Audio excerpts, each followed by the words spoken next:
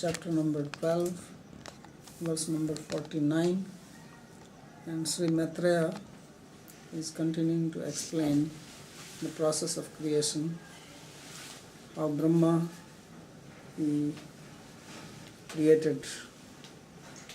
This is much different than what we have studied in our schools, starting from amoeba and so on. So Brahma was also creating, he was creating DNAs of the different sages, and they were coming because they are also subtle people. And he created music, created language. All the modern people don't think that language was created. They think that people started speech by hearing the sound of their feet or the sound made by the air. They have different ideas. But language was given by Brahma. He also gave Vedic knowledge, Itihasas, Puranas, all this came out. And then it is described that really Brahma is Shabda Brahma. He is personification of sound. So there is Parabrahma, then Shabda Brahma, and then this Apara Brahma, this universe, this Virat Purusha. This is also Brahma. Sarvam Khalu Idam Brahma. Everything is manifestation of the Supreme, because He is the only reality. But it does not mean that everything is just one. Ultimately everything is one, but one has many in that. So this is the Bhagavatam's concept. This is Bhagavatam's philosophy. That absolute reality is one, but it does not mean that there is no one else. That one has energies, powers, potencies, and all these powers, potencies, they also have their personalities.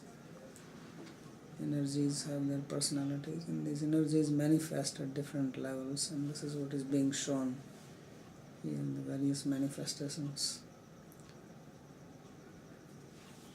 So then we read that how Brahma, he has given up one body, and then he accepted another one. So it says, Tato param upadaya sasargaya manodade Rishinam bhuri viryanam api sargam avistritam. That he accepted another body and fixed his mind on creation. Although the sages were very powerful, but the creation did not expand very much. Even the sages engaged. So he thought then, Gyatva tad hridaya bhuyas chintayamasa kaurava aho adbhutam etan me vyapratasyapi nityada nehi edhante prajanunam daivam atra vighatkam evam yuktikritastasya daivam chavekshatastada. So he says that knowing in his heart that this creation is not expanding the way he wanted, so he started thinking that what is to be done. Chintayamasa in his heart, and he wondered that why is it happening like this, that I am working so hard and still the creation is not expanding much. What exactly is the reason for this?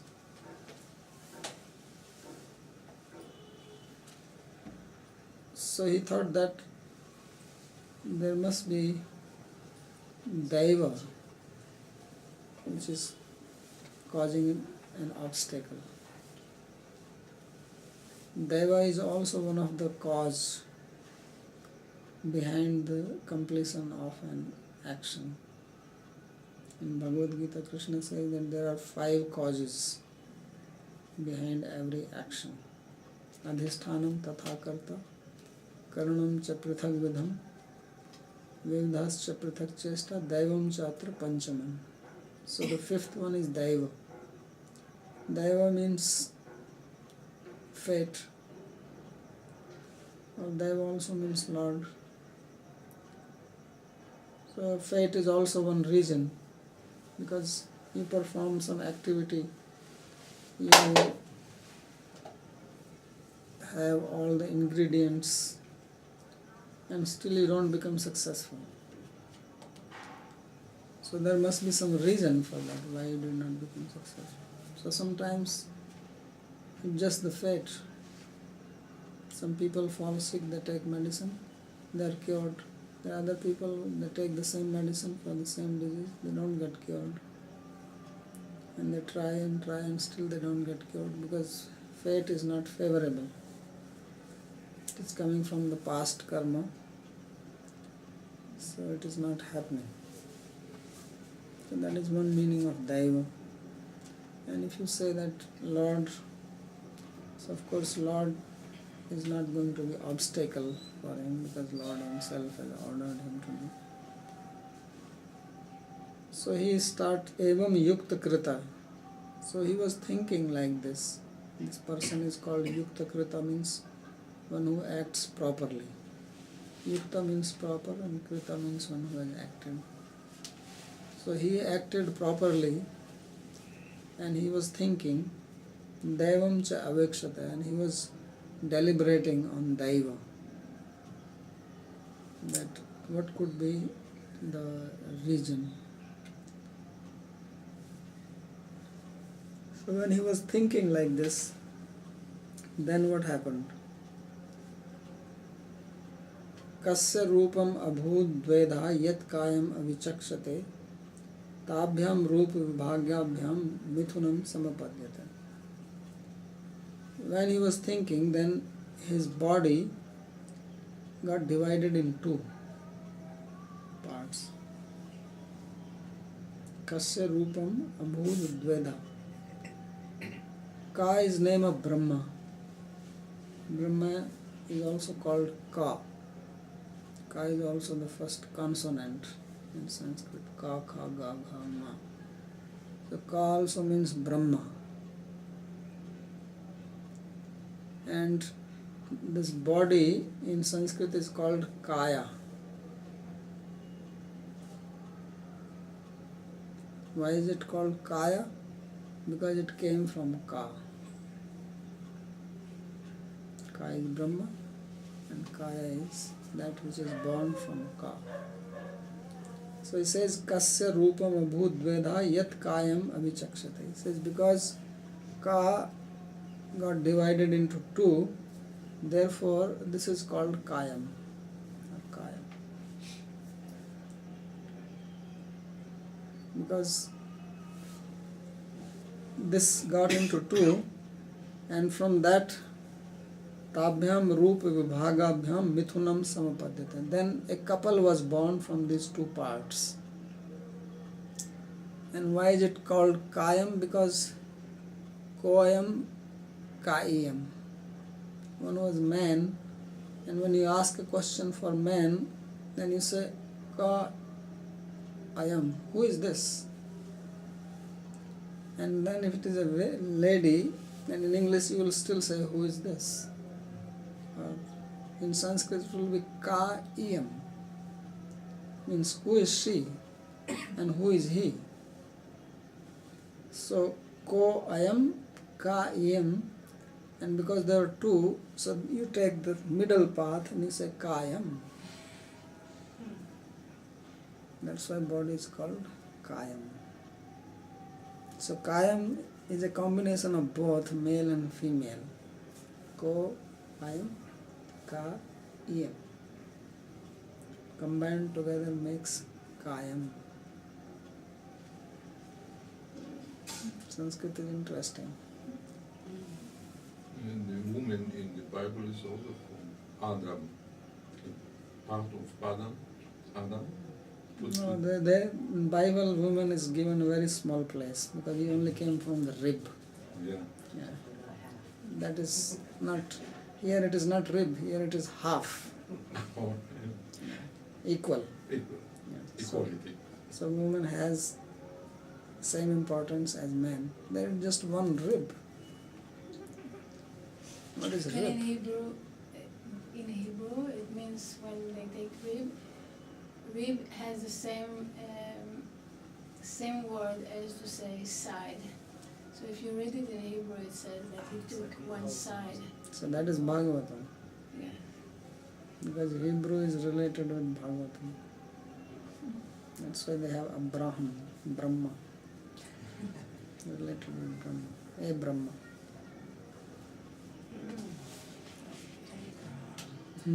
Abraham. A Brahma. Abraham.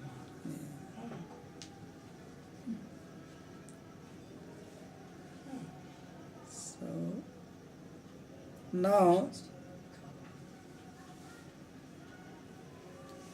came the human body, very important, because nothing happens without human body. If you imagine that there is no human body in this planet, what will happen? Kind of overgrown. Nothing will happen, except the trees will grow and cover the whole earth. There will be only forest, and these trees will keep on growing, and there will be no sun coming down to the earth. As there is a story of the Prachetas, when they went into the earth, water for 10,000 years, when they came out, they said there are so many trees all around, they become angry at the trees. They started burning them. He says, what is this? The whole earth you have covered? Come on, give us some space. So without human being, earth will be just a forest. And there will be mosquitoes, flies, and titli, these butterflies, various types of flies flying around. Of course, not that fly which we just read in the joke. It was another type of fly. So there will be a variety of flies. But what is the value of all these flies without human beings? There will be no electricity, no car, no computer, no internet, no telephone, no pasta. Right? So all this fun is there because of human beings.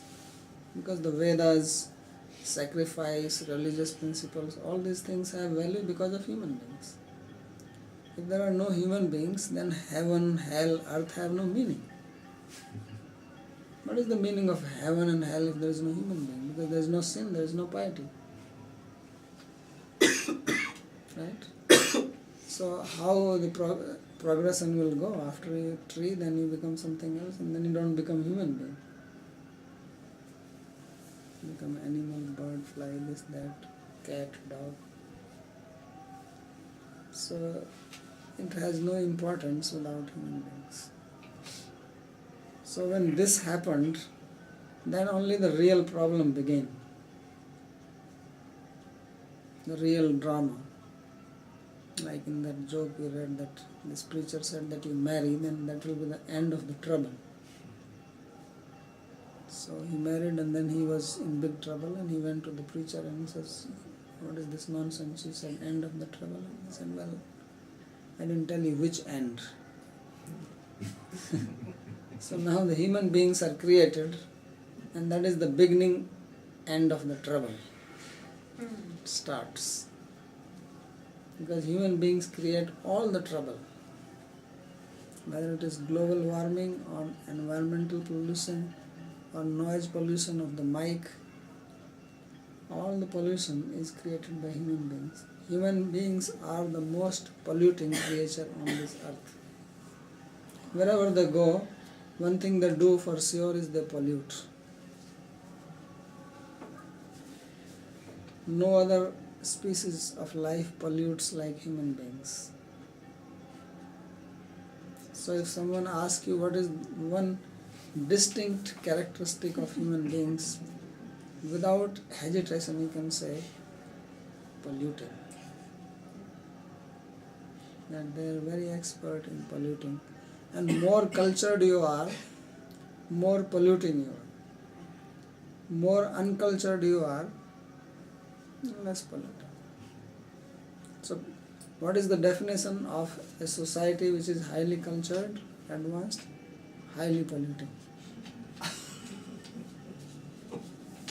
Because if you go to the, what you call these tribal people, they don't pollute. Like the cities are, slums are found only in the cities. If you go to the village side, there are no slums there. Now villages are also becoming like slums in India because plastic has come. So they're getting civilized.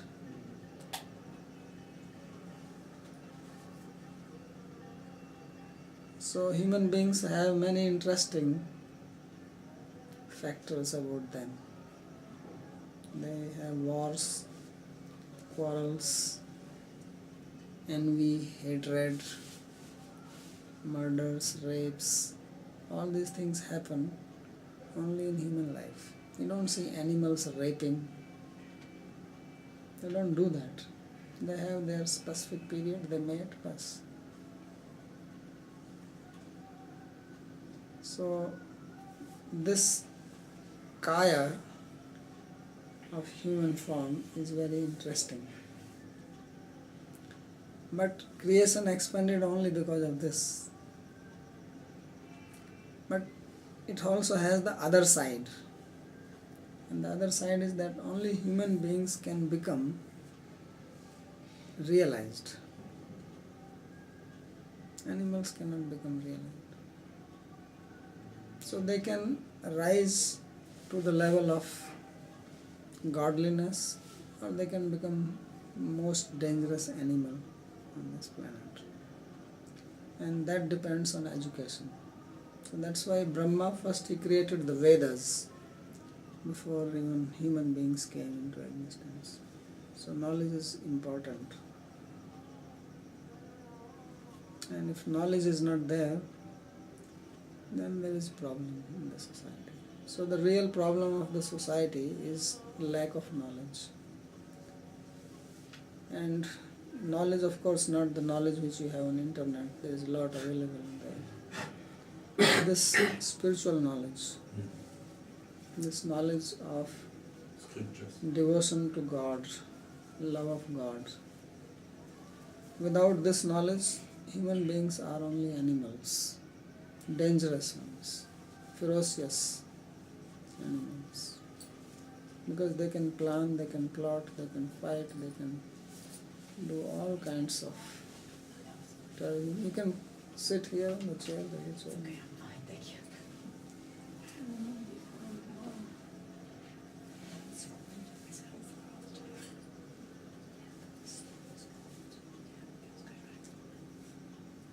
So when he was meditating on his Daiva, then he realized that really Daiva is not the Vighataka. Vighataka or obstacle. The obstacle is that I have not created human beings. Because once human beings are there, then they will continue. So he says, Yastu tatra puman swabhun manu swayam bhuva swarat stri ashrit chatarupakya mahishyasya mahatmana. That who was the man or the male, he was called Manu. So Manu is the first human being, and therefore the word man is coming from this word Manu. Man comes from Manu. And his name was Swayambhuva Manu, Swarat. He was independent, was born himself, means he was not born from parents, mother-father combination. Therefore Swayambhuva, Swarat, born from Brahma. And the woman, her name was Shatarupa. Shata means 100 and Rupa means form. Manu means one who thinks, comes from Manan, mind. So man means one who thinks, one who deliberates. And woman means 100 types of forms. Today this sari, tomorrow another skirt, tomorrow another hairstyle. This woman like. Or lots of forms of deity. Hmm? Or lots of forms of deity. So Satarupa means hundreds of forms. That is the meaning of Satarupa. To attract the man.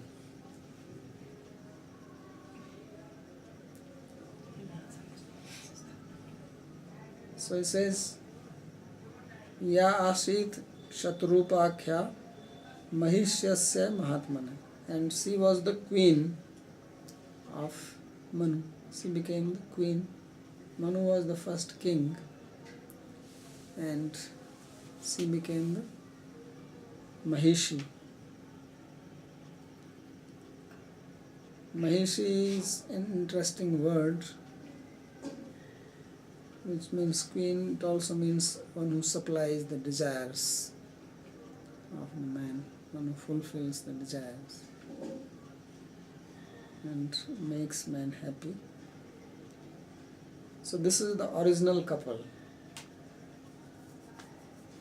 And according to Bhagavatam, the original couple is Manu and Satarupa. In Bible you have Adam and Eve, and here it is Manu and Satarupa. Tada mithuna dharmena praja yenam babhur vire sachapi Satrupayam pancha patyan ajijanat. So then from now onwards the creation began by the mutual union. Until now Brahma was creating by himself. He was not creating with the help of his wife or anything like that. He was just creating by his power from his own body, his mind basically. But now onwards Manu and Satrupa as human beings, they created by human characteristic of mutual intercourse. So Satrupa gave birth to 5 kids, Panch Apatyam Ajijana. They had 5 children, 2 sons, 3 daughters. People these days don't want daughters, but Manu had 3 and sons only 2. Priyavrata Uttan Padau Tisra Kanyasya Bharata. So 2 sons' names were Priyavrata and Uttanapad.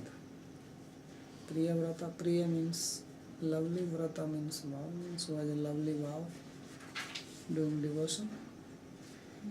And Uttanapad, Uttan means up and Pad means feet. His feet are up, which means he is moving up, going up, upwards. And Tisra Kanya, 3 daughters, and their names were Akuti, Devahutischa, Prasuti, Riti, Satyam. Akuti, Prasuti, Devahuti. These were the 3 daughters born to them. Akutim Ruchiye Pradat Kardamaya tu Madhyamam Dakshaya Adat Prasutim cha Yata Apuritam Jagat. Akuti was married to Kardama. No, Ruchi. Akuti was married to Ruchi, who was son of Brahma, and the middle one, Devahuti, was the middle daughter. She was married to Kardama, and Prasuti was married to Daksha. Daksha was also one of the sons of Brahma, born from his thumb. And then this whole world was filled by their progeny. They had further children, Kardama, Ajino, Dev. So they were not married to human beings, Who? these daughters. Yes, well, they are like superhuman beings because they are sons of Brahma. They are also human, but they are different type of human being directly born from Brahma and have more powers than the human. They are not human like they are born from mutual combination of male female. It's possible that they have the size was bigger, not like the human beings are now. Yeah, sometimes they say like that they have big size, 40 feet tall, Yeah, very high. 50 feet tall. It's described they are big in size, but we have not found any bones yet. So difficult to say. Maybe they were living when the dinosaurs were there, so they were also big like dinosaurs. Land of the giants. So the sons of Brahma, they had gross bodies, Both gross and subtle. both. Okay. Because they were marrying the daughter of human beings, so they must have gross body also, and they were producing children in them. But they are also sages, they must have also some subtle form.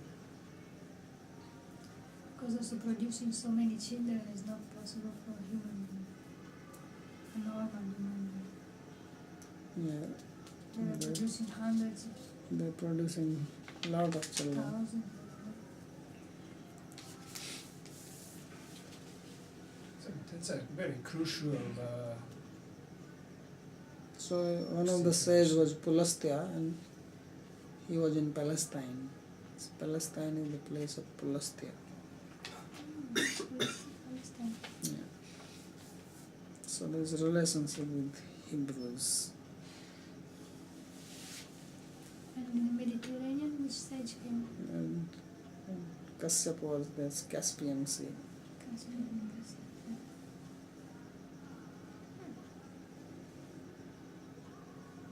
Because previously all these parts were together. Later on they got separated. Before that, this African was pushing the. You know that the turn of heart. So now the commentary. Ya purvam visrishta sati niharam tamo bhavat tato aparam anishiddha kamaksaktam tanu. So here it was said that he accepted another form. So because he has given up one which became the fog, so then he had another one in which he does not have this desire of lust, which was the problem in the previous form. Sabda Brahma Tanu tu sada asti eva. As far as his body of Sabda Brahma is concerned, that is eternal. It is not given up any time. Because there is no question of giving up the body in the form of Sabda Brahma. Nanu tena पूर्वश्रेष्ठा मरीच्याद्या एव बहुतरा प्रजा सृजन्ति इति सर्गे तस्य अलं पुनः प्रयत्नेन. So he says that he has already created all these sages, Marichi, Atri, Angira, Pulastya, Pulaha, Kratu and so on. So why now he is still continuing to create? Let them continue further. He says yes, but the creation was not progressing much. So Rishinam, as he said, Bhuri Viryanam api sargam avistritam. It did not expand, although these sages were very powerful. So then he thought, Yukta krita yathochitam kurvatah devam sviya dishtam eva avekshamanasya kasya brahmana rupam ekam eva didha. So when he was thinking like this, Brahma, who is acting properly, then he thought that maybe his own fate is a problem. And while he was deliberating, then his body got divided into two. And then male and female were born from that. Ekam smasru yuktam aparam kushdva yuktam iti dvidhamam. One had mustache, and the other had breasts. This was the distinction of these two. यद उभयमपि कायम क संबंधित्वात् काय शब्दवाच्यम नडादित्वात् नलोपश्छंदस. So he says both were related to ka, therefore they are called kayam. This is the meaning of the word. Well, why these other sons that were born before they are not ka? I mean, if they have. Because they were not born by dividing his body. Somebody came from thumb, somebody came from lap, somebody came from here, like that. But here his own body got divided into two.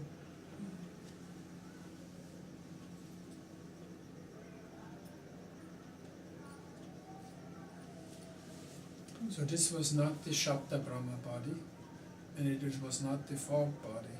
No.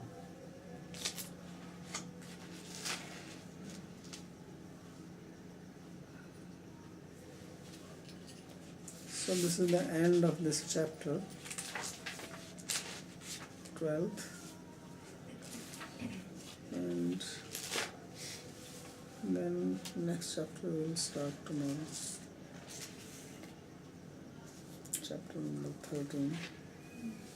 So this means he gave up another body that became these two first humans. Yeah, So there is three bodies, the one that became the fog, one is Shabda Brahma, the one is Shabda Brahma, and the one that became Swambhava Manu and Swatarupa.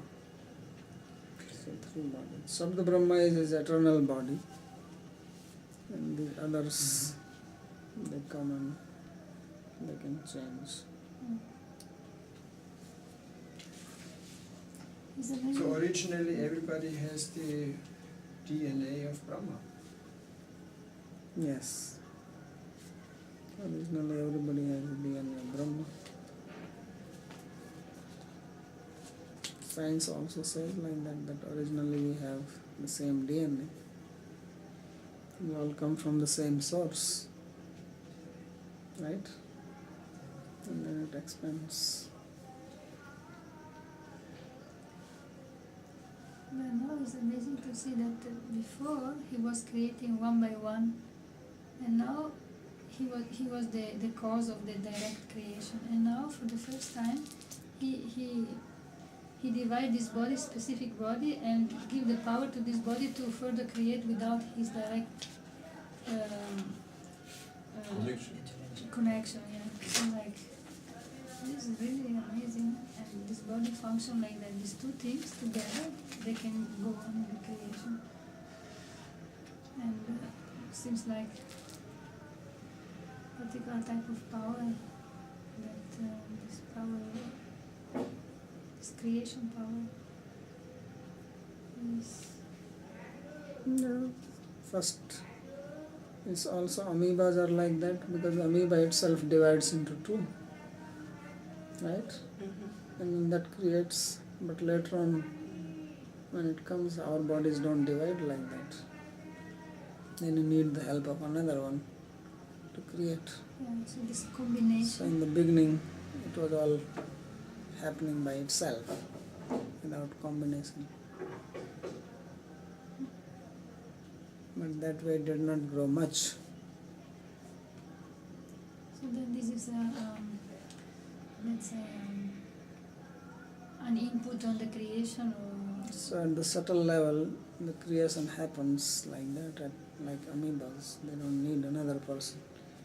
At the physical level there is union with the opposite gender. it's a combination, otherwise doesn't work. Babaji, is that called meiosis when it's just the one cell or whatever, and then mitosis when it's the two I don't know. coming from How do you spell it? MEIOSIS.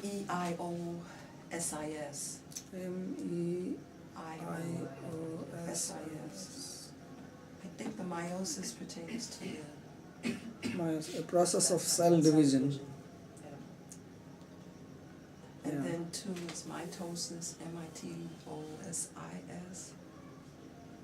In what? In Yeah.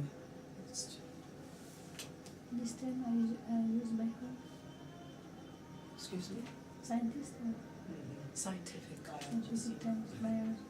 Meiosis. Meiosis. First single cell, then And what is the other one called? two. Mitosis. M- Mitosis.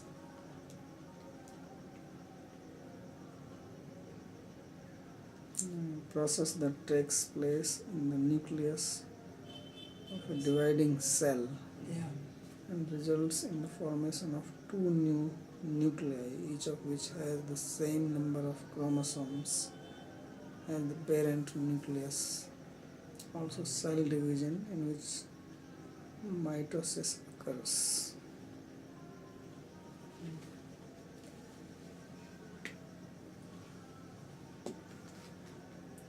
So then this drive for union that is inherent in the creation Yes. is this is the cause. Because these two bodies are not complete in themselves. They are one half. So there is a drive for union. And this keeps the world going. This keeps the world going. Doesn't have anything to do with spirituality. It's only a It's system. only a for system. creation. It's only for creation.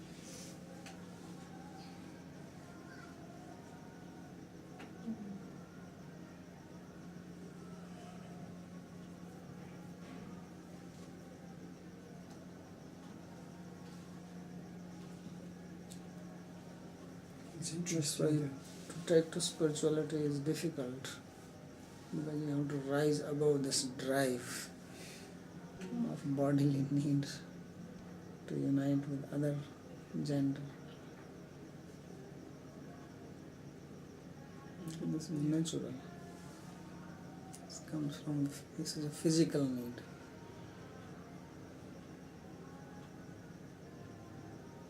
To keep life for the purpose of procreating. And this is the nature's, you can say this is the nature's arrangement, or Brahma's arrangement. It's like a program is there. Yeah. This is in the genes, It's programmed. programmed.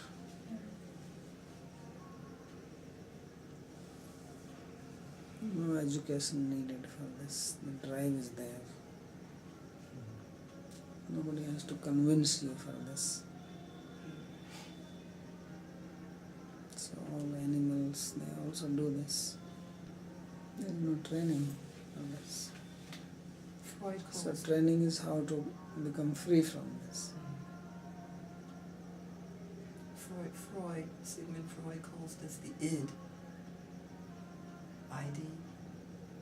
Then you have the ego, which is the self, subtle self and physical self, and then you have the superego, which is where there's the guilt, place where guilt is, shame, intelligence, and that stuff. But the id is like the driving force for life, to satisfy instinct, an expression for instinctual feelings. And to perpetuate the species or to perpetuate the species to have some. It's just a drive for life, like libido, life, needs, impulses, desires, that kind of stuff. And then the ego has to try to balance what goes on between the id and the superego, and also the ego, to keep everything in harmony, balance, healthy.